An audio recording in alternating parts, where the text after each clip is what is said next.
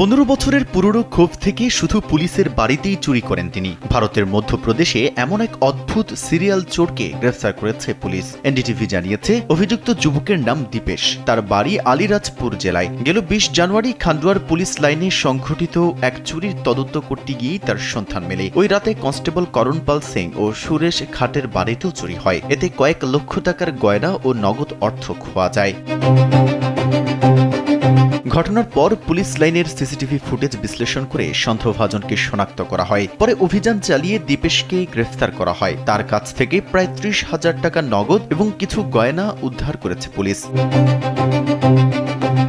তদন্তকারী কর্মকর্তারা জানান, গ্রেফতার এড়াতে অভিযুক্ত দীপেশ দীর্ঘদিন ধরে বারবার অবস্থান পরিবর্তন করছিল। গ্রেফতারের সময়ও তিনি একটি বাড়ির ছাদ থেকে লাফিয়ে পালানোর চেষ্টা করেন। এতে তার হাত ও পায়ে আঘাত লাগে। পুলিশের দাবি, জিজ্ঞাসাবাদে দীপেশ স্বীকার করেছেন তিনি ইচ্ছাকৃতভাবেই কেবল পুলিশ সদস্যদের বাড়িতেই চুরি করতেন। কারণ হিসেবে তিনি জানান, প্রায় 15 বছর আগে আলিরাজপুরে এক পুলিশ সদস্যের হাতে মারধরের শিকার হয়েছিলেন তিনি। সেই ঘটনার পর থেকেই তার মনে পুলিশের প্রতি ক্ষোভ জন্মায়। এজন্য তিনি বেছে বেছে পুলিশ সদস্যদের বাড়িতে চুরি করতেন।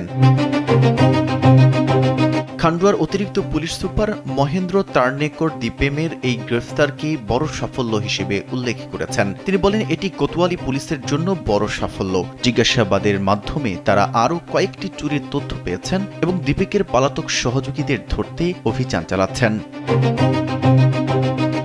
মেহেদী হাসান, কালবেলা।